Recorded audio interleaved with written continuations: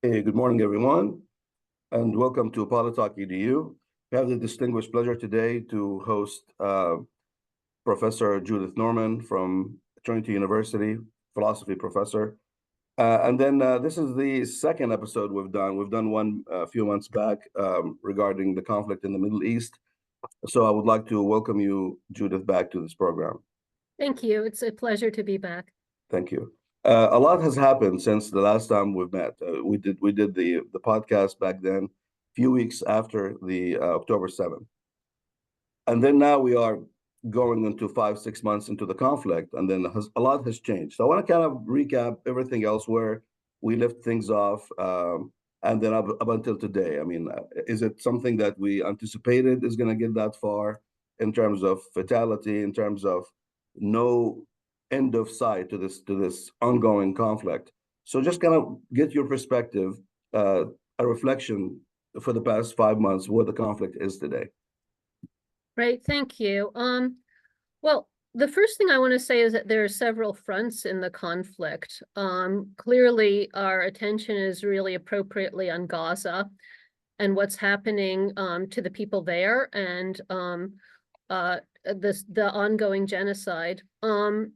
I also want to talk a little bit about what's going on in the metropole, right? I mean, Gaza is the center of the conflict, but I think there's been an awful lot of political and ideological struggle in the United States as the main sort of funder, ideological and diplomatic point of contact and security and protection for Israel.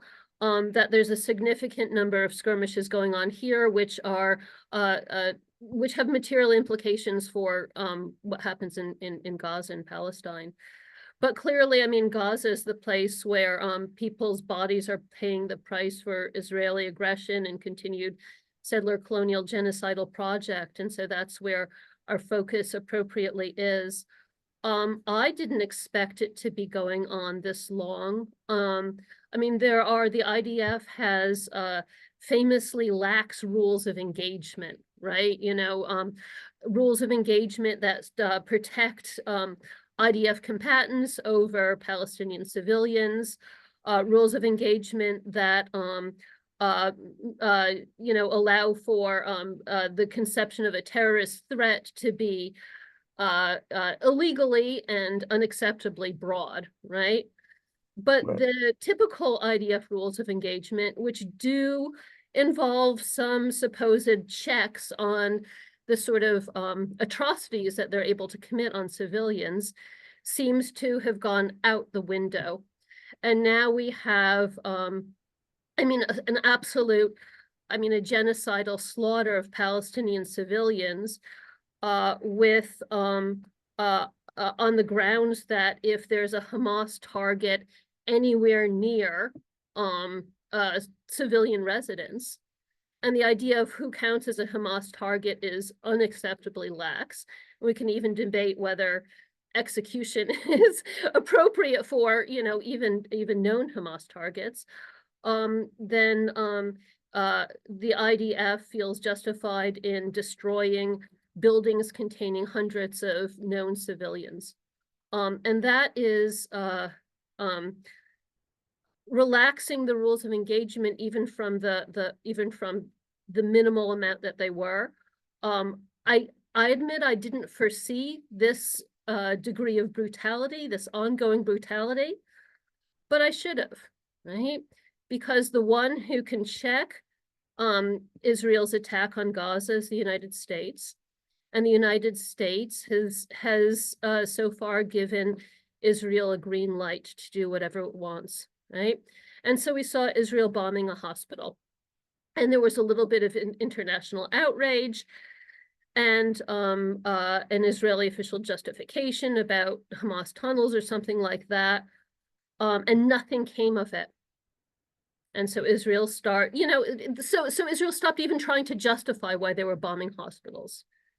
And now all the hospitals have been rendered functionally either useless or debilitated by Israeli bombings without any sort of attempt at justification. So I see Israel as having sort of dipped their toe in atrocity, no blowback on the part of the international community other than sort of empty hand-wringing, and so the atrocity continues.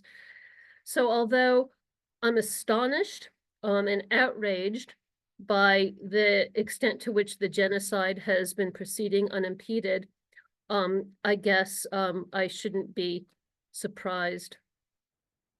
I mean, that points to the second, as it were, front in the war, which is the struggle over how the U.S. is going to respond, right? The struggle over control of our politics, and also a major front in that has been the struggle at universities for university students and professors to speak out. And although Israel is acting without restraint in Gaza, I see a lot more concern about what's happening in the United States and Hasbara operations needing to shore up and consolidate consent, right? That there are populations in the US who are acting dangerously from Israel's perspective in gaining greater ground and stronger voices to speak out against this atrocity. And so the strength with which the Israeli Hasbara operations have gone into effect to try to silence these voices is a testament to the fact that they're becoming more effective. Right. Now, one thing about this whole conflict when it started, a lot of people were very agnostic because the movement, the victory from the Israeli perspective, it seems to be like a moving target, and it seems to be a very lofty proposition. Like, what is the end game here? Right. A lot of people say we're going to uproot Hamas. Hamas is not just the military wing of Gaza.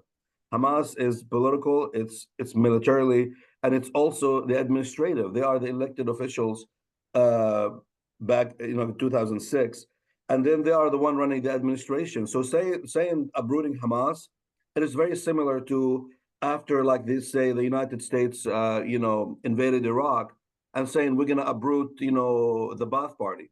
Like everybody's, I mean, not from a military perspective, but they are responsible for the administrative. They're responsible for water providing, electricity, even though they have to coordinate that with Israel. So saying uprooting Hamas, that is a very, very lofty proposition. Like, what does that mean? What does that really mean, honestly, And Yeah. also the argument, oftentimes we hear Hamas is using civilians and hospitals as a military, as a human shield. We heard that a long time ago, and we keep hearing it.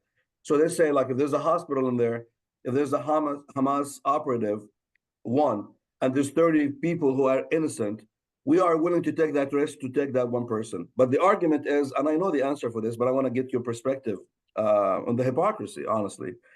If the human shield taken, not Palestinians, let's say they were Israelis, and Israel said that this hospital has one Hamas and has 30 Israeli civilians, would Israel bomb the hospital in the same veracity that it's bombing the hospitals when it's all Palestinians? I think we know the answer for that. We all know the answer for that. So the fact that it makes things more complicated, I want to get your perspective on providing like a narrative that we can actually not, the rules to victory or defeat, it's not a moving target. And now it's a moving target. They can put anything in there to make it more complicated. So what's your thought on that? On the fact that it's just not really an attainable goal here that they have? Right. Well, I want to push back against some of that. I think it is an attainable goal. The goal is not to eliminate Hamas, right? That's absurd, right? Yes. The goal is territorial acquisition. Right. They want control of Gaza. So I see sort of two levels of rhetoric going on, or two levels of explanation going on, right? We tend to be occupied and focused on the level of, what Israel's saying it's doing, what the international community is objecting, which is, Hamas, Hamas, Hamas. Well, Hamas wants the destruction of Israel, so Israel has to destroy Hamas. where are Hamas targets? What's fair about how Hamas reacts? Is this, too many people for Israel to kill to get a Hamas target, etc.? I mean, there is that level of conversation. And I find it, and we tend to get caught up in there, and I find it a really unhelpful way to understand what's going on ultimately. What's going on ultimately, we have to stand back and look at what's been going on since the 1940s. And that is an absolutely steady project of territorial acquisition. Israel wants Palestine, right? And over the past 80 years, right? It's been more or less appropriate for Israel to say that, right? But they're telling us very clearly, right? I mean, the Likud party is sort of like the mask is off. It's, talk about from the river to the sea as a genocidal project, right? They want Palestine. Yeah, right? they created the narrative and they just like living up to that narrative. Absolutely. And so they have the world sort of focused on this sort of like Hamas as, a moving and impossible target. Somehow Hamas is everywhere but nowhere. Somehow if Israel drops enough bombs, it'll eliminate Hamas, which is demonstrable nonsense. I mean, Hamas, you don't destroy, antagonism through military means, right? What would that even mean? I mean, the reason that there's antagonism towards Israel on the part of Palestine is Israeli violence, right? Israeli oppression. And so Israel's answer to this is to oppress harder, right? They know that this is manifest nonsense, right? But the success is getting the world to continue to sort of debate on that level. So even if we come in with our outrage, right, saying, well, there was a Hamas target in there, but you killed 100 other people. Even if we come at it with our outrage, there's a sense in which that conversation is already accepting the terms of Israel's debate, which is that this is about Hamas, right? And I'm frustrated and also interested by the extent to which the rhetoric is gate kept by, we need to talk about Hamas. Yes, but Hamas, right? Do you condemn Hamas? And already, when you go into a conversation with that frame, you've lost the rhetorical battle, because there's a big extent to which Hamas is just irrelevant in terms of understanding Israel's ultimate political goals, which is territorial acquisition, and has been for 80 years.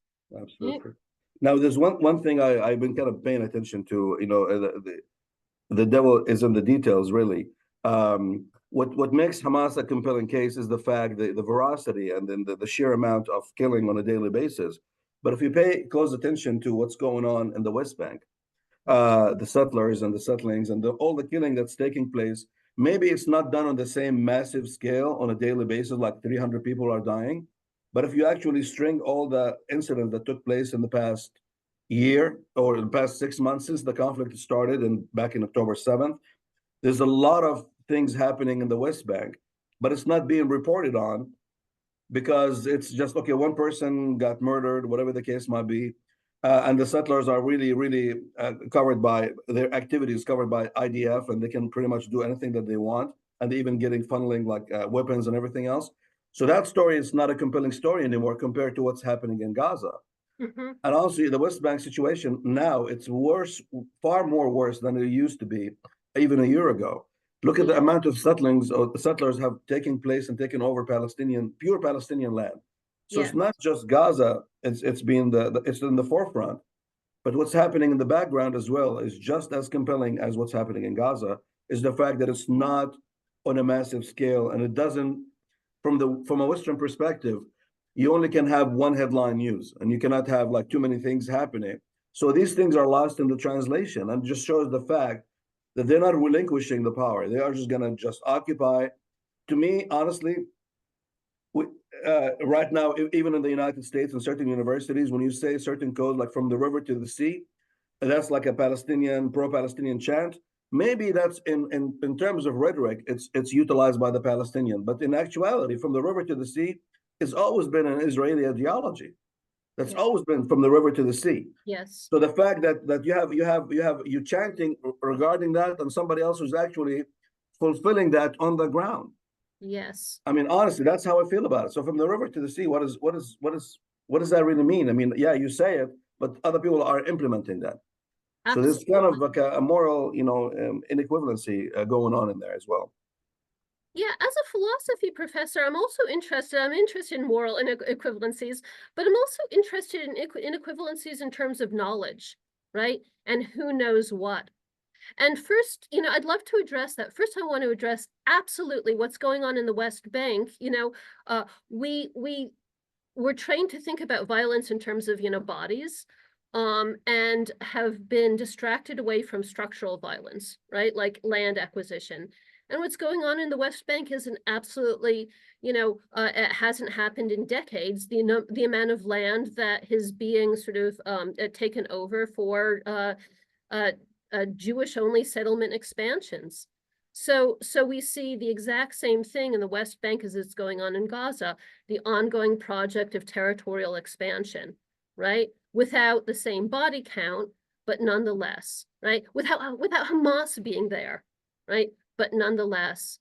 And so I absolutely agree. That's the story we need to focus on.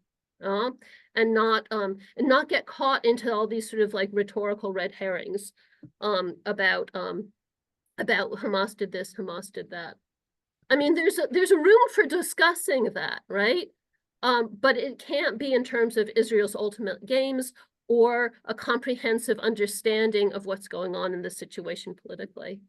But I'm Absolutely. really interested in the from the river to the sea chant and the way that that's being used as a piece of rhetoric, and the way that Israelis who are enacting, as you say, a policy of territorial expansion from the river to the sea, which is eliminationist, which is Jewish supremacist, which aims to eradicate the indigenous population, the extent to which they're actually doing that, are claiming all sorts of, threat and harm by the fact that Palestinians chant that. And the Palestinians who, I'm in movement with, and on the Palestinian groups who are chanting that, mean a single democratic state, right? A state of liberation, right? In which nobody's being dominated, right? A state in which there's no more apartheid, right?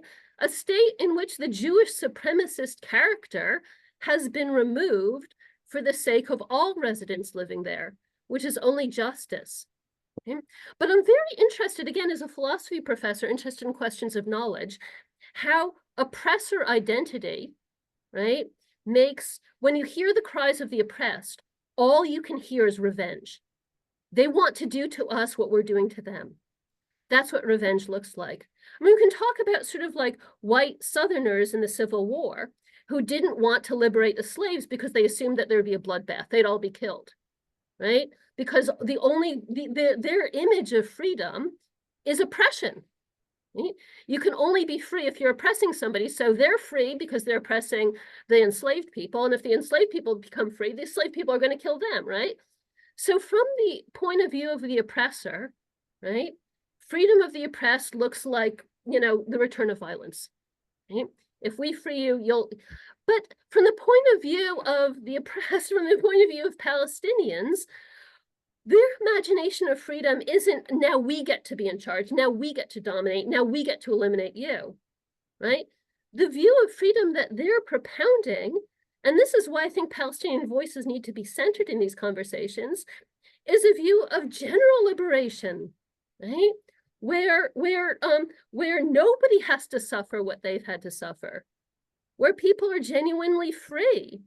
That's the view, a single democratic state. No Right. Jewish supremacism. And I'm interested in the extent to which being, in an oppressor mindset and consciousness sort of like blocks certain forms of knowledge, right? You tend to think knowledge is power, right? So the people who are in charge, you sort of like have the most knowledge or something like that.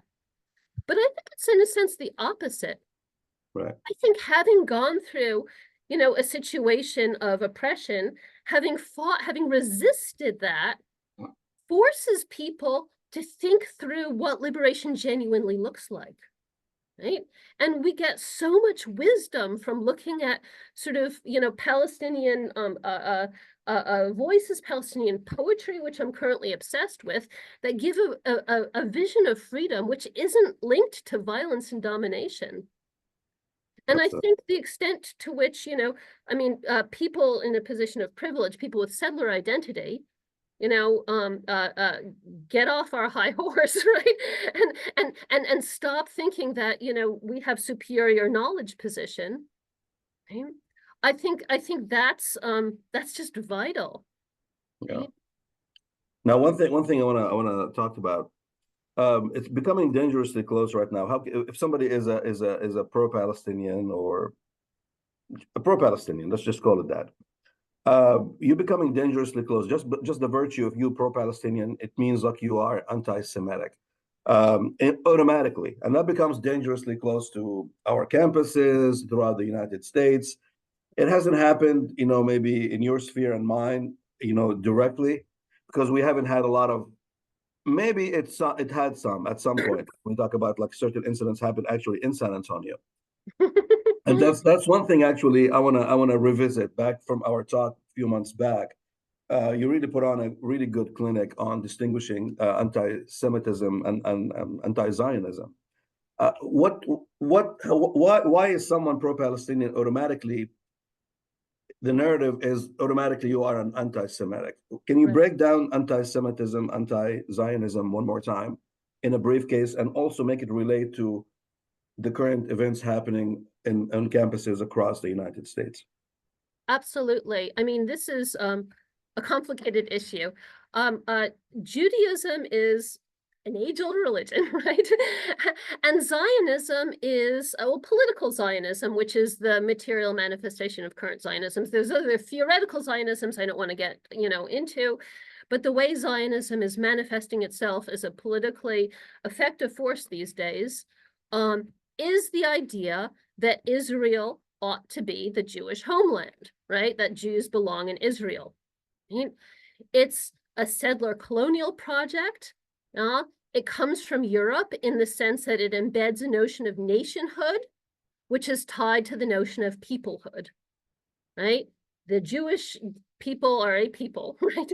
Which I think we can investigate more, but there's a sort of like, there's a notion that we're a folk, right? Or a people, and each people needs its own state.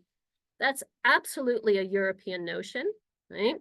And it was imported to Palestine by virtue of old biblical narratives that Palestine is the homeland by right of the Jewish people.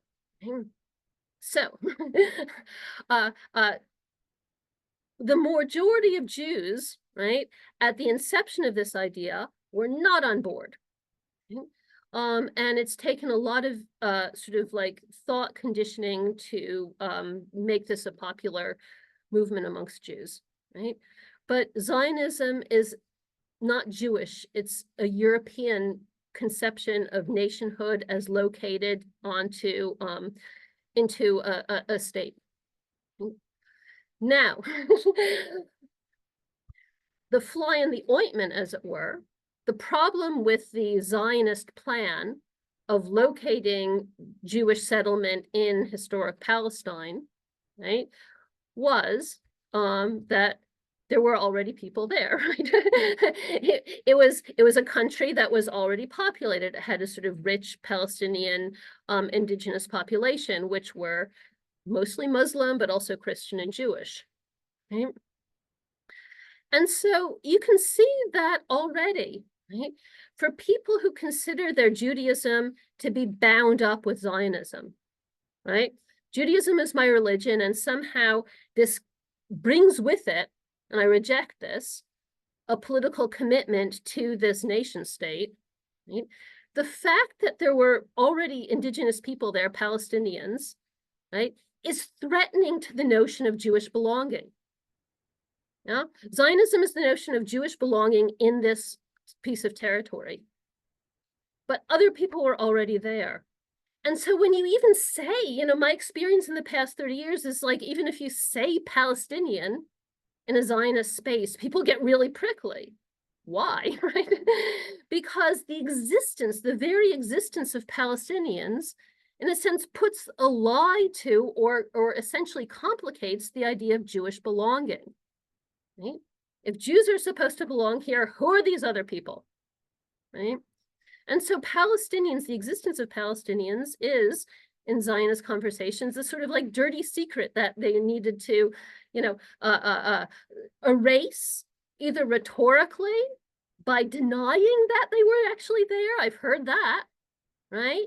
This land was in fact empty. And then when Jews came, you know, Arabs from other countries came and ran in to make the Jews look bad, by denying it rhetorically or by destroying it on the ground. And here we get the eliminationist policy. Right. Right? Actually, it reminds me back in the days at the beginning of the initial, you know, incident, conflict, current conflict, October 7th. That's the role of the media when they don't know exactly what's going on, and also they are obviously blatantly taking sides, you know, unchecked, like and somebody can take the airwaves and can just pretty much say anything. One of the most memorable moments when Benjamin Netanyahu was being asked, I said, "There's a misconception." He said Palestine was a barren wasteland. He actually said that, and then not even 1 minute into the conversation, he said, "Before 1948, when we had to fight the Arabs, it's like I thought it was barren wasteland. Which Arabs are you talking? Which one is it?" And the guy, I don't even remember. I mean, I'm going to go back and look for it. The what's so-called journalist at that time did not let that go. I mean, a novice person, somebody with journalism 101 will stop him and said, "Can you pick your narrative? Is it a barren wasteland?"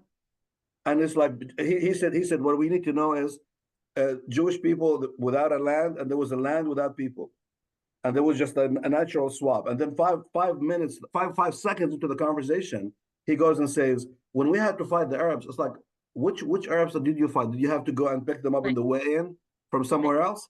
You have to pick them up from Saudi Arabia, from the Gulf, and from Jordan, and from all those places in Egypt, or were they already there? Which one is it? You cannot have it both ways." Right. And for the longest time, they've been having it both ways. I mean, and also, honestly, the triggering event. Anytime you say pro whatever, oh, you are anti. It's like, I'm not anti anything. I'm just saying, you pick the narrative, and we can just go back in history, who has claims and everything else. How far you want to go back, and then it seems like there's a selective amnesia going on. The beginning of the incident, it took place in October 7th, and then we have to kind of go back for 2,000 years before. What about the time in between? I mean, they're just picking their narrative, and they're picking random dates just to fit their whatever they're trying to portray, and that's just really unbelievably a poor, you know, job by the Western media in allowing that kind of narrative to go. I mean, you just need to kind of investigative reporting and understand exactly what the heck is going on over there. Yeah. Yeah. So yeah, it's again, this speaks to the fact that there's a sort of rhetorical layer of, you know, and Israeli officials are saying, like you said, really contradictory things, you know, or just really, you know, things that can be disproven really quickly. You know, there was a Hamas operative and that's why we bombed the hospital. Well, there wasn't. You know, the UN is Hamas. Well, you know, this has been disproved. They just sort of, this sort of like what happens at the level of rhetoric is just throwing spaghetti on the wall, distracting people.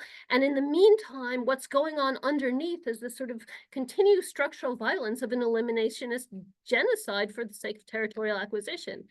And like you know, I'm frustrated by the fact that we're getting, you know, caught up with some of this rhetoric and not looking at what's in fact happening in a historical setting. And I want to sort of pick up on the notion of a wasteland, you know, Palestine as sort of like a desert or deserted or a wasteland.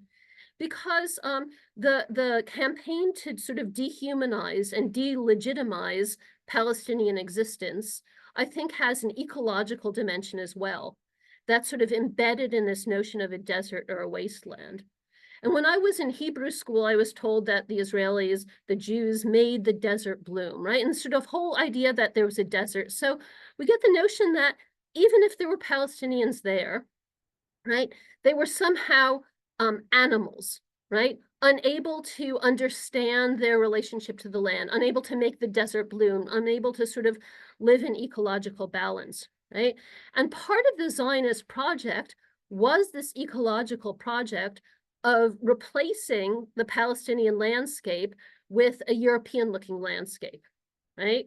So building all these Aleppo pine trees, you know, planting huge pine tree foundations to make something that looked like Europe, right? A forest, right? And the pine trees had the effect of altering the landscape, you know, killing the undergrowth, facing Palestinian villages. But all of this is sort of part of the idea that when Palestinians were there, if they were there, they don't really count because they were animals scratching out, you know, a little, you know, miserable existence. Whereas the Jews came, they made everything bloom. That was the lie that I was sold on, and it is vicious in all sorts of ways. Right? It's genocidal in that it denies, you know, the actual reality of Palestinian humanhood, right, and existence. It's ecocidal in the sense that Jewish agricultural practices have in fact destroyed the land, endangered the land. All these pine trees sort of like have acidic effects that destroy indigenous Palestinian agriculture. And it's destructive. Again, I'm a philosophy professor. I'm interested in knowledge. It's a destruction of whole knowledge systems that Palestinians had of how to live profitably amongst the land, right? I mean, the idea that there was all these olive trees, right, that were part of the family, right, that had a cultural, ecological, and agricultural meaning. All of that was just, you know, again, buried, effaced, destroyed under the sort of Zionist notion that this was, in some sense, a desert. Right. And Now, a now how, European understanding of a desert as a barren place. right. I mean, just a quick question. How is that different from, because a lot of times when you read the history of colonizing and people colonizing other people, and then European kind of, you know, perfected that to come up with the idea of the white man burden, right? I mean, to me, it's like I'm not occupying you. I'm just bringing you into the civilization. Right. I'm doing you pretty much. Right. I'm ordained by God to Right. educate you, and then God created me white so I can actually, you know, make something of it. So that's what it becomes the white man burden. How's that different from what you just described? Is it kind of, that's why a lot of people compare it to being a colonizing, you know, effort. Yes. Is it different in certain ways, or that's why they make them maybe the historical religious claim to that piece of land? And I think you and I in the previous podcast we did talk about that Palestine, when they decided it was the final destination, it was not the only game in town. It was like multiple projects. Uganda was one, Argentina, you know, different places that they thought might be suitable to have you know kind of like claim it as a Jewish state. Yes. So just it's not an actual question. It's just like kind of how can you equate that what you know white man burden to what the Jewish settlers are doing today? Yeah, it equates so easily, right? I mean, yes, political Zionism at first, you know, didn't have this sort of nostalgia for Palestine, right? It's just sort of like the Jews need to be someplace that's going to be sort of ethnically Jewish, as it were. This relies on a racialized conception of Judaism, which also needs to be investigated. But yeah, the Jewish people, you know, thought of in racialized terms, need to be in their own place, right? But when they selected Palestine as the place, then came the project and the level of narrative of making that place absolutely natural and inevitable. Right. So erasing the idea that, you know, Zionism originally thought, well, it can be in Uganda, it can be any place. Right. And suddenly it's like it always ever had to be in Palestine. Right.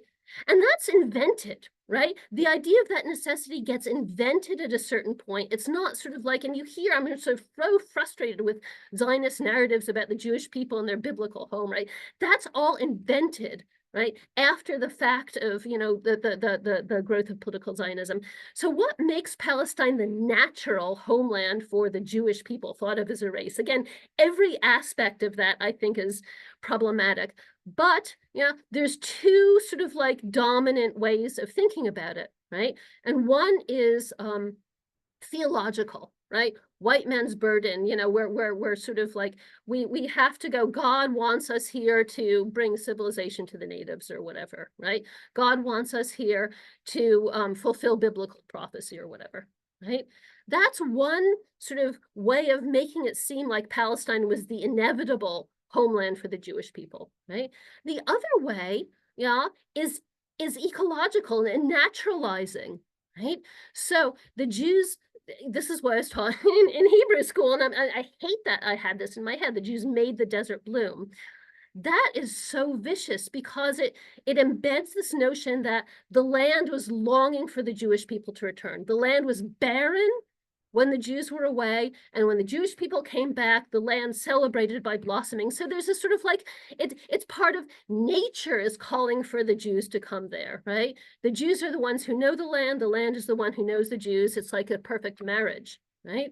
And that is, it's a way of, again, making it sound like it's sort of like inevitable, natural, and has to be the case that the Jews are located there as their homeland, right?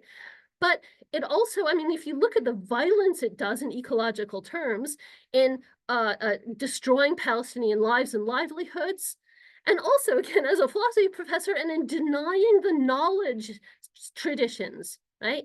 Philosophers have a term, epistemicide, right?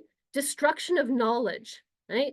And Palestinians had, an embedded cultural understanding of how it is to live in this land, right?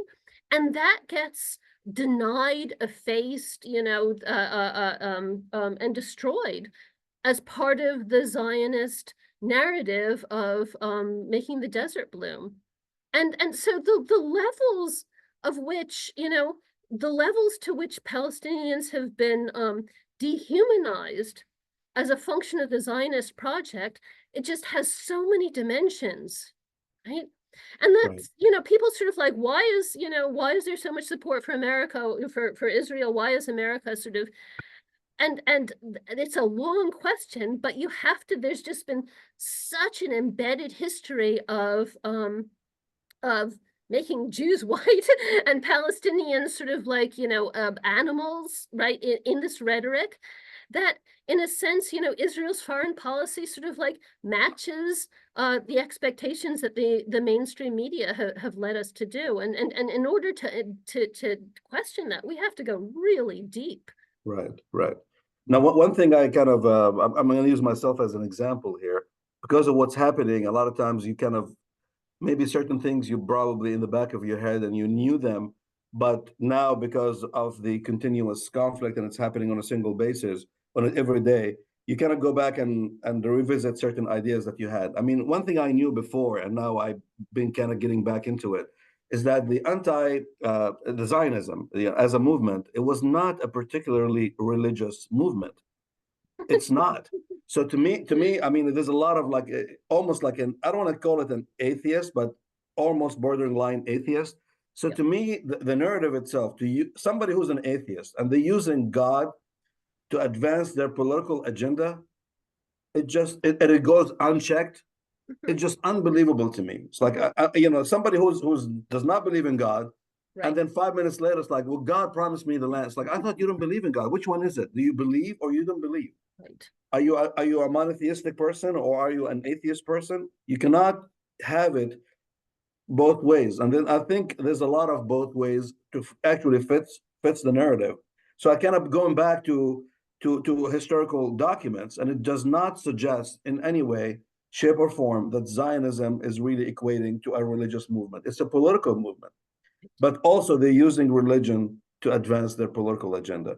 And I just like, what's your thought of that? I mean, yeah, it's an incredibly cynical thing. Zionism was originally a very secular movement within Judaism that saw Judaism in political and not religious terms, essentially, that saw Judaism as a people, or in racialized terms, right, as or a nation in racialized terms that needed a nation state to occupy, right? And not in theological terms. And the theology was brought in later. In a sense, that's a lot more of a Christian narrative than a Jewish one, right? The Christian Zionists sort of brought this in. It became really important to Christians because then it mixed with a sort of weird Christianity that saw Jewish occupation of Palestine as a fulfillment of apocalyptic biblical narrative, right? And I think the original Jewish Zionists were like, sure, add that to the mix of reasons why we should be here. Sure. I love how this conversation keeps coming back to how cynical a lot of these rhetorical strategies are, how cynical these narratives are. And your frustration, which I also feel, it's sort of like they say this and it's obviously a lie, right? Just dig for a second and you can see that this is nonsense. This is untrue. That you said the opposite thing three seconds ago, right? So much of this rhetoric is sort of like, and that's in a sense why, I mean, it has implications for how we resist Israeli aggression, right? If we get caught up on the rhetorical level, right, then we're caught up in a sea of nonsense, right? Because there'll be this sort of like, falsehoods and more falsehoods, and then we're denying the falsehoods. And believe me, I've been through that. And what we need to see is that this is sort of like a smoke screen that's hiding us from what's going on underneath, which is just power. Right. They're going to pick up any justification, but they want the land. This is just going to be so you have this power game. And so, I mean, I think that the resistance, although, there's some benefit to engaging with this rhetorically, what the resistance needs to do is build up its own power base. Sure. Right? You vote for this, we're not going to reelect you. Right? Absolutely. You're doing this, you're sort of like, chain yourself in front of something heavy. This is not a war of words, right? Words are being weaponized and used to distract us from what's going on in the ground. And Right. we need to respond with our own sort of like, power building. And I'm not saying sort of like, violence, but I am saying that there's a power of unity and solidarity, which is a political power. Yeah. And I'm not saying violence, right? Because sort of like listen to Palestinian narratives of what freedom looks like. Right. Right? And it's not, I mean, yes, this sort of like frustration and violence, but it's essentially, what do we want? We want we want the Jewish supremacist character of this region, which has oppressed us, to be gone, which is not to say we want the Jews to be gone. Right. We want this sort of dominance politics that's been oppressing us to be replaced by a politics of liberation. Absolutely. Right? I think there's something you and I would touch base in passing when we did the first podcast. And then if you really look at deeply, methodically, and critically, the fact that the European nations, they wanted to establish the state of Israel and then it'll be like a safe harbor for all the Jews, isn't that also, it rids them of the responsibility of defending Jews within Europe? Well, they are Europeans, and they are like the French and the Germans and they are Europeans, and they just so happen to be, we don't base nationality based on religion. We base nationality based on nationality. So why, as a German Jew, why is it not safe in Germany or not safe in France? And we cannot protect you anymore. We're going to put you all in one faraway place and basically just with you in your favor. But I mean, to me, there's a lot of Jewish people at that time. They were against the whole thing. They were saying, why do I have to leave my homeland? I was born in France. I'm French and I'm just Jewish. Why do I have to go and live in this faraway place so you can protect me better? Because you cannot protect me here. So in many ways, people just kind of get fed up and they want to just have all the Jews taken away from Europe and then put them in there, which is in many ways, it should be kind of insulting in many ways. Why do I have to leave here to be safe? Kind of like somebody right now, like all the Arab Americans, you all have to go to Dearborn, Michigan, because it's not safe for you in San Antonio. It's not safe for you to be in Houston. You all have to be in one place. It's like, why is the government of Texas not protecting me as an American who just happened to be an Arab or Muslim American, whatever the case might be, right? So to me, the whole narrative, it doesn't really kind of, it goes unchecked. It goes Absolutely. unchecked. And again, it kind of really speaks volume to what you just said. When it's handed to someone, it's like, yeah, sure, I'll take it. Yep. Because if you examine San Antonio, and I think I remember a term you used, the Jewish community here, you said it uncongenial, and then you don't see yourself like fit very well here. And also, San Antonio is a big hub for Christians who stands with Israel. And then, in many ways, if you ask a Jewish person, what is the motivation for Christians standing with Israel to sending all the Jews to Israel? Why is that? Because something is going to happen, Armageddon. And I mean, in many ways, it's kind of like, why are you doing this now? Mhm. Are you doing it because you care about me, or maybe you have maybe some religious motives that you have to fulfill, a prophecy you have to fulfill? And then the other people of Israel is like, you know what? Yeah, we'll take it. We'll take it because right now it fits my narrative. And then until their prophecy is going to get fulfilled, that would be, I don't know how many thousands of years is going to be. Mhm. So it's just frustrating watching that happening without somebody in the media stopping that and then just asking questions. Just asking questions. You're a philosophy professor, I'm a political science, professor. We are trained to question certain things and understand exactly what is going on in there, and that goes unchecked, which is Yeah. becomes elevates the level of frustration. Honestly. Absolutely. Yeah. I mean, it was absolutely chilling for me as a Jewish American when Biden said, we need to defend Israel because that's the only way Jews will be safe. It's like, you're my president, right? I'm supposed to be safe here, right? What was he saying to me? He wasn't going to, help Jewish safety here, right? One time he said something which I have no idea what he meant. He said, if the state of Israel did not exist, we need to invent one. Right.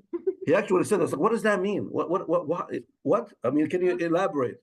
Yeah. I mean, he needs to kind of start elaborating with more than one word. So like when he was like his warning to Iran, don't. It's like, Right. okay, don't. What can you talk about that? He Right. cannot just fits the whole narrative of hundreds of years of civilization and history and in conflict by just saying one words. I Right. mean, why is that? Why, if Israel does not exist, we need to invent one? Why is that? Why is that? Yeah. Why is that? I mean, just kind of walk me through it and understand, basically make me understand what do you mean by that? And he said, I'm not Jewish. And his father, I think, told him, you don't have to be Jewish to be a Zionist. And then I am a Zionist. Okay, I understand that. But what does that mean? Can you elaborate more? Let's have a 15-minute conversation trying to convince me why is that something that you believe. What Right. is the motivation behind that? Right. So it is very, very kind of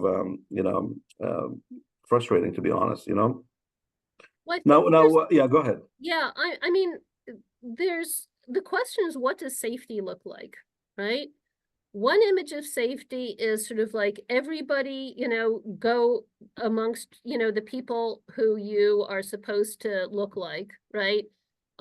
Shut the door, get a bunch of guns, and sort of like stay there, right? Safety looks like everybody sort of like staying in their own pod, right? And the Jews are supposed to go to pod Israel, right? And I don't know, white people stay in the US, right? And sort of Spanish speakers stay in, and sort of like, everyone go back to, where you imagine your homeland to be. French people stay in France, and militarize your border, and then you're safe, right? So safety looks like the Jewish people going to Israel, and having a nuclear arsenal, right? I'm compelled by a different vision of safety, right? Safety looks like strong relationships between people, who are put together.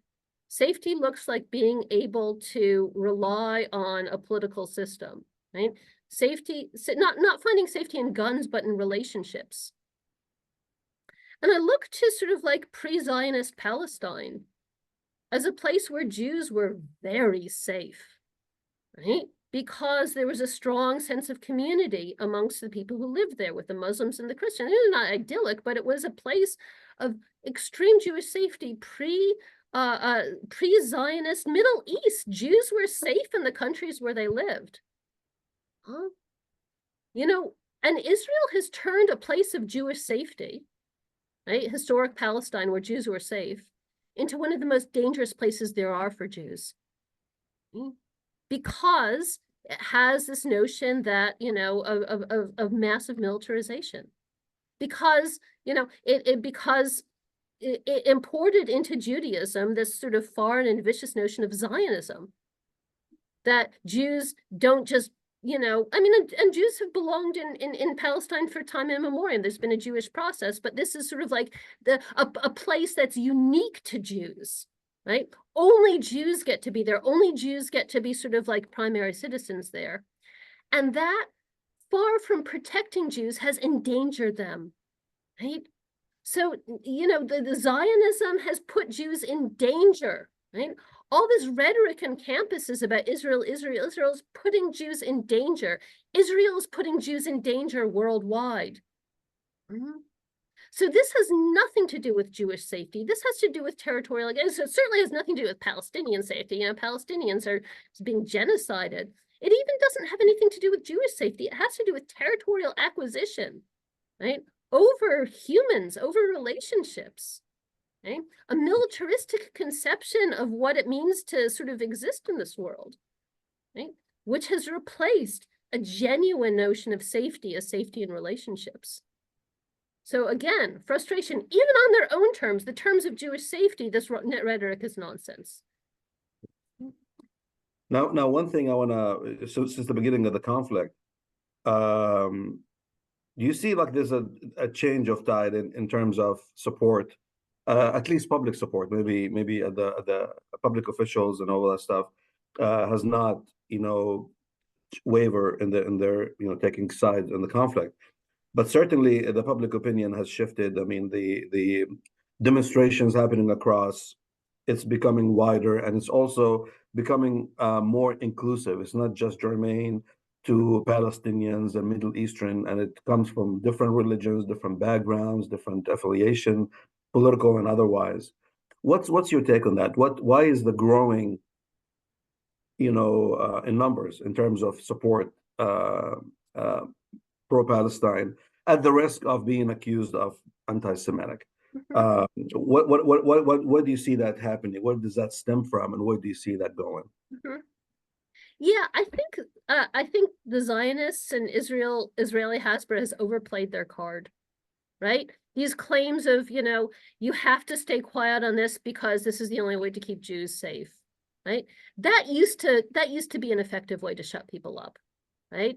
And I think that's really wearing thin, right? People, I see people sort of roll their eyes. It's sort of like, this isn't, my silence isn't going to make Jews safe, right? This is, tens of thousands of Palestinians are being massacred, right? And you're asking me to be silent for the sake of this sort of very remote and theoretical thing. So the mainstay of Zionist support, which is sort of like, be quiet or you're anti-Semitic, that is wearing thin. And I see it in the universities, right? With the desperation with which that's sort of like the shrillness with which that sort of narrative is sort of being impounded. Things like, Abbott's executive order, preventing, telling universities to investigate the Students for Justice in Palestine, the sort of like obvious violation of free speech rights. Right? It's because it's really wearing thin.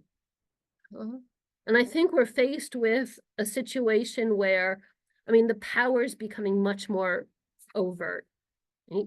Students know that this is BS, right? These sorts of these silencing tactics. The movement knows, right? And the scary thing for me is that when people come out and say, you can't speak Jewish safety, Jewish safety, Jewish safety, the movement like rightly starts rolling their eyes. It's like, well, it's this again. You're lying. This is nonsense. And so the whole notion of Jewish safety, which should be important, right, is just being made a mockery of. Israel's using this card so cynically that the card has worn out. And Jewish safety I'm Jewish, my kids are Jewish. I want us to be safe, right? That ought to be a concern. right? But Israel has played that so cynically, it just isn't anymore. So on the one hand, yes, right, we have a growing movement for Palestinian rights, right?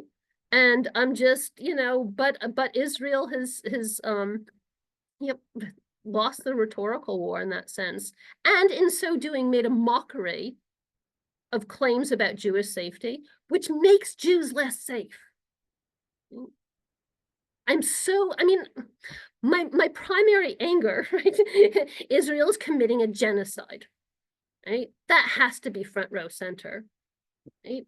But it's also the case that this is it's bad for the Jews too. Right. Now you see, as we mentioned, you see an increased amount of support or understanding of the conflict from a more aggregate standpoint, not just since October 7th. Do you also share the same ideas regarding the reporting of the conflict in the media? I mean, initially when it first started, the support was very adamant, one-sided, and now it seems to be there's some kind of networks that's starting to entertain the idea of a bigger conflict, and then giving some kind of platform to the other side as well. Do you see that in your vantage point, or do you see the media, the Western media, still very kind of one-sided in the conflict, or are they moving toward to the idea of almost becoming even-handed in reporting on what's happening? Or what's your thought on the media and the conflict, and then their change over the past 6 months? Right. Yeah, I mean, I think there's certainly the environment has opened up a little bit more, but there's a sense in which it can, right? Israel has already done massive and significant damage. I mean, Gaza's flattened, it's not going to be the same. And so there can be a little bit more honesty. Also, I mean, to the extent to which the media is now starting to reflect more accurately on the situation, it's not because anybody's mind has been changed, right? It's because the staffers in the New York Times have threatened to walk out, right? It's because readers of the New York Times are dropping it. They're disgusted. And New York Times is where I focus on. Again, I think I think it has to do with sort of like some of the resistance movements building more effective power bases and demanding greater representation. And that's a significant battle that needs to be fought. But as far as the victories of this battle, I'm going to say it's too little, too late. And it's doing damage to, the consensus that mainstream media was able to maintain in terms of, American politics. Young people are getting this from TikTok, right? Which is why, I mean, the Jewish Federation of San Antonio just sent out a mailing saying, we need to support political movement to ban TikTok. The Jewish Federation of San Antonio wants to ban TikTok, right? Because TikTok has weirdly become a platform in which there's a lot of sort of like accurate information about Palestine being circulated. So the media is gradually becoming more accurate because it's being forced to, because the Israeli narrative has already had its sort of material victory in terms of the destruction of Gaza, because they're losing readership, the next generation, to alternative media platforms. And on the one hand, die in peace, New York Times, but on the other hand, the sort of like dissolution of some of these sorts of like mainstream media mean that it further fractures the consensus. I mean, it's clear we don't live in, people don't live in the same America, right? Right. The narratives, I mean, the sort of Trump narratives are just out of the blue, and there's just no more talking because there's no more sort of like media that manufactures a certain consensus. And yeah, I think they did themselves in by their refusal to and it made young people look for all these alternative platforms. right.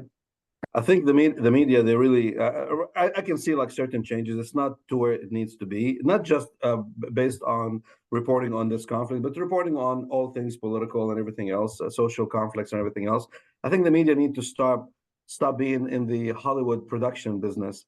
Every time they have a story, depending on which side it's coming, they Right. have to have an antagonist, protagonist, and then a Yeah. compelling story, and they're telling us which side is who's the good guy, who's the bad guy, and they're really losing the moral compass in just reporting on the news. You just report on certain things. Give me the raw information, and I can make the determination based on who is the good guy, who's the bad guy, based on the narrative, right? Right. But do not just tell me who the bad guy is prior.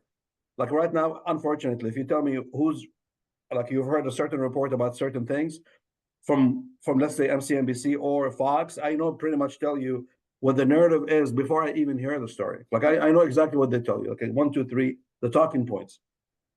And just like you said, they overplaying their cards also. In many ways, like, okay, can you please not just say that anymore? That word, it's just a buzzword. I don't know what that means anymore.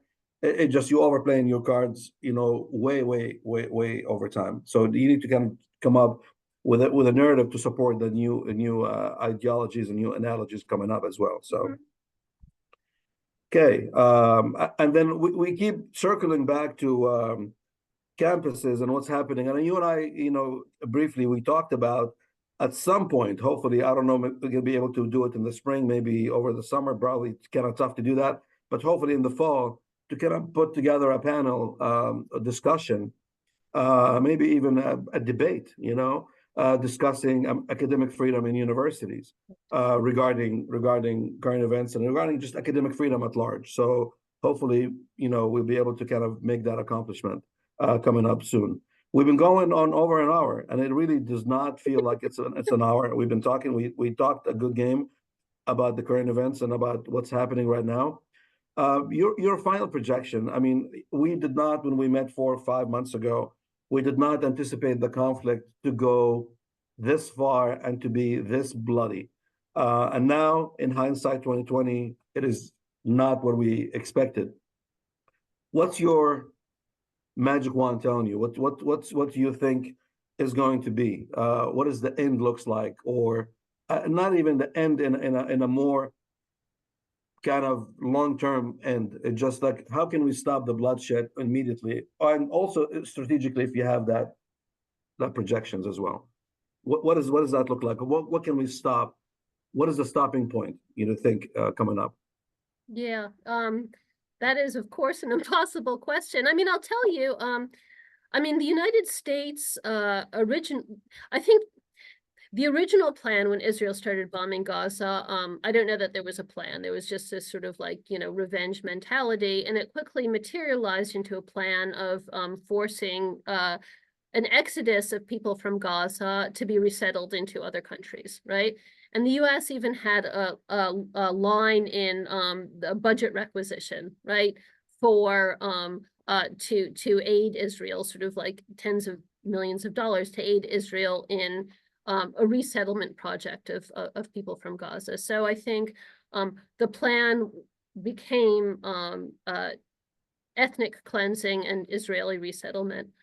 And the outcry from, Arab countries against the idea that they would be resettling Gazan refugees was such that that plan was briefly halted.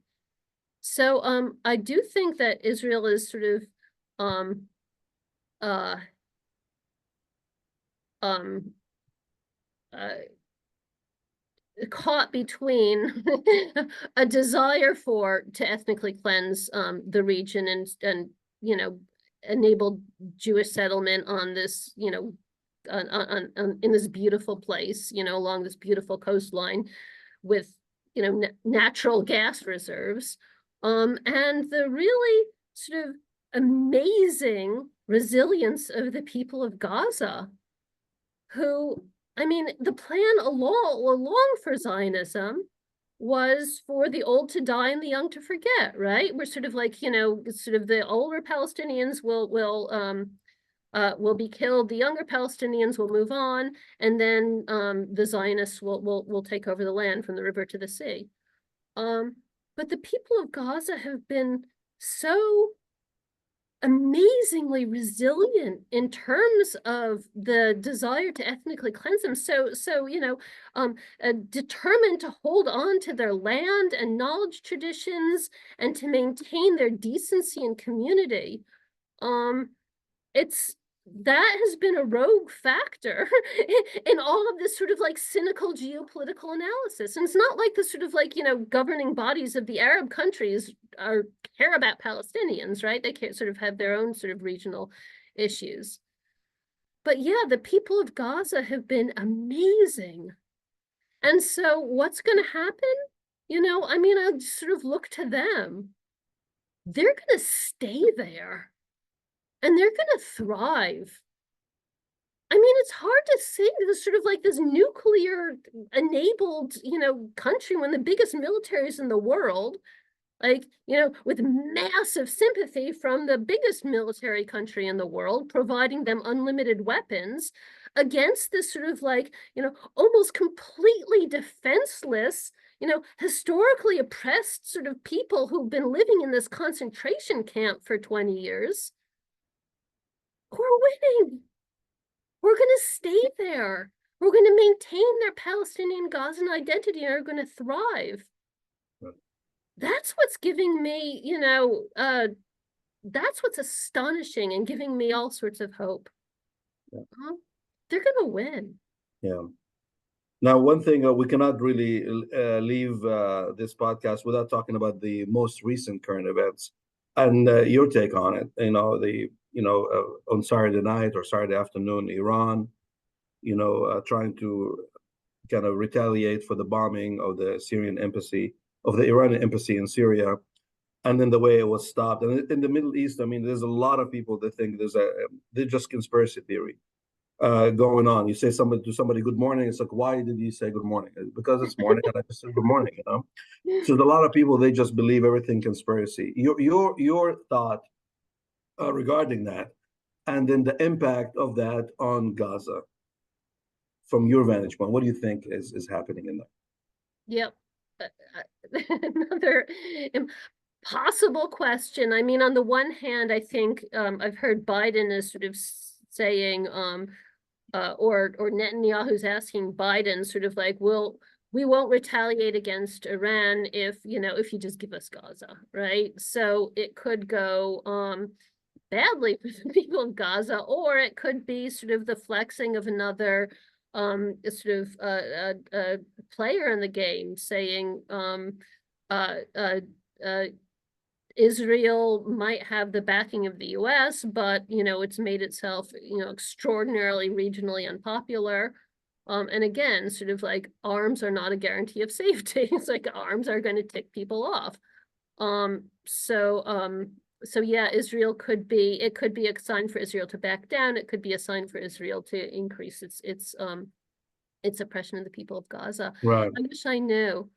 Yeah, I mean the political speculations, it just goes into like entertaining multiple ideas. But to me, the way I see it, there's a lot of people questioning the fact that it was something that was orchestrated between Iran, Israel, and the United States, and I don't think that's the case at all. It was just a genuine. Iran had to respond. Iran has been they have their own agenda in the region, just like any other country, just like Turkey, just like Saudi Arabia, Egypt, anybody else at that magnitude. So the fact to suggest that they are orchestrating their effort with the United States and Israel, I don't think that's the case at all. But the way I see it from a disadvantage right now, it seems like the global support, including the United States and England and all of European, were kind of eroding for Israel. Like, you need to stop the atrocities, you need to stop the killing, you need to stop doing this. And then the relationship between the United States, led by Biden, and the Netanyahu, it's not in the best of terms. But it seems what happened, the aftermath of the attack, even though none of these targets landed, and then they did what they were supposed initially to do, because they were stopped initially before they got to Israel. It seems like the support is getting back, like in England and France and the United States. We need to protect, and then Iran is a vicious nation, and we cannot leave it in a head-to-head matchup between them and Israel. So right now, it seems like from a strategic standpoint, uh, Israel is to gain from that because they're now getting a lot of global support back. Not to the point of impacting what's happening in Gaza, but also we notice in the past 2, 3 days, watching CNN, watching Fox, it's not about Gaza anymore. It's not about the settlers anymore, the settlements. It's about, is Israel going to retaliate? What is that going to look like? Are they going to do this? Are they going to do that? From a strategic standpoint, long-term goal, it really kind of backfired a little bit in terms of Israel is getting back some of the support that it lost over the 6 months. That's just my analysis. I don't know if you can concur with that. You can Yeah, see no, that's that happening. sounds absolutely right to me. Yeah, but to me, honestly, like I'm just Middle East, and then everybody, not just the Middle Eastern, countries. We love conspiracy theories. And then to me, I can entertain conspiracy theories, but there's nothing to back it up. And then people, some say, yeah, it's a conspiracy theory, but based on what? Based on certain things, based on who's going to benefit, cost benefit analysis from a political standpoint. And sometimes people just love to kind of make it a very sensational, but without anything to back it up or without anything to kind of like foresee that's exactly what's happening. So things are getting complicated from that perspective. And also, it also showed Israel the positive thing is the fact Iran is a sworn enemy, and we have to respond, we have to retaliate, and also it shows the disconnect between Arab government and the Arab people. Like right now, the fact that Saudi Arabia and then some Gulf states and Jordan as well, they kind of defended Israel in a very, very obvious way, which is not the will of their people. So just it shows Israel like highlighted who the enemy is and who is the friends are as well, in many ways. So it's a positive, negative kind of ordeal happening in there. That's just the way I see it. So Absolutely. yeah. Anything else? What is the last thing we can add to this? And then I really, really happy that we were able to meet again and then to talk about this. It's been in the process. It's in the making for a long time. Scheduling issues and everything else. It's been on the way, and I do hope we get to do another one about academic freedom. Hopefully not in 6 months, and a lot sooner than that. We can Absolutely. play by ear, and then I really enjoyed your thoughts, and then you are joining us today. Just last thought, last thought of the day regarding the conflict, if you will. Absolutely. Yeah, just to bring together some of the strands of what I was talking about before. The lesson that I've been taking throughout all the activism and maneuvering and dialogues that I've been having over the past 6 months, and I've faced some nonsense on my campus. I was in Gaza in 2015, 2016. I got to see the people there. I got to see how the wisdom in being able to sort of like exist and continue to resist, how they were able to sort of like find compassion throughout this oppression. And when the rhetoric gets to me here, when the university gets to me here, I really keep my feet and my heart planted in my responsibility and my sense of commitment to what I saw and heard in Gaza. They are, I want to uplift their voices and focus on their struggle. And it's given me enormous amounts of clarity. I mean, like we've been saying, there's all these sort of distracting narratives and blah, blah, blah, and sort of like what's going on. And I've been able to find just so much more peace and clarity than I think a lot of my certainly Jewish colleagues have, by keeping in mind my trip to Gaza and what I saw there and the relationships that I was able to build there. My heart is still implicated in that visit, right? And yeah, that's where I get a significant amount of strength. Okay, I understand, and thank you for sharing those private thoughts. I really appreciate that. Again, hopefully when we meet again, things will be in a better place for the conflict sake, and then everything will be kind of dissipating and then de-escalating at some point, hopefully, to bring a peaceful, solution to this ongoing conflict. And again, I keep stressing the fact, and again, from my vantage point, one thing positive about this whole thing is the fact that people right now are questioning certain things, and they're talking about. Now, when you say Palestine, people know what that is. People know exactly what's going on, and then it's up to them individually to actually go back and start reading about it and then understanding exactly what's going on. So from that perspective, it's the whole issue is in the forefront. It's not in the back burner anymore. So we are, it's October 7th. The way I see it is like it's a watershed moment. We are doing things based on, we're never going to go back to October 6th narrative, kind of like the way 9/11 was in the United States. We do things, the security base, the security apparatus we have at airports today. I don't think anytime soon is going to go back to prior to September 11th. It's always going to be September 12th.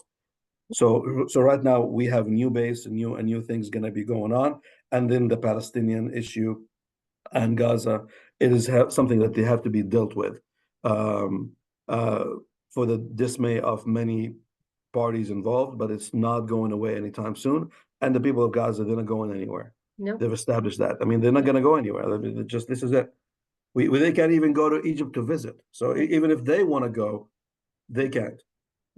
So basically, they have no choice but to kind of continue on, and then hopefully something positive will happen regarding that. And again, I'm looking forward to our next episode coming up. Will be the main focus with that will be regarding um, academic freedom. And then once the conflict hopefully will go away, I would love to talk to you about just philosophy, politics, philosophy, something that we are also passionate about, but it does not absolutely. involve, people dying on a daily basis. So hopefully we get to do that at some point, in our career. So thank you, Professor Judith. And also last time I had the podcast, I ended by saying you teach at St. Mary's, you teach at Trinity University. So Trinity University philosophy professor. Thank you for your time, and I'm looking forward to our next episode, not far from now. Thank you so much. Appreciate it. Thank you. Thank you so much for this rich conversation.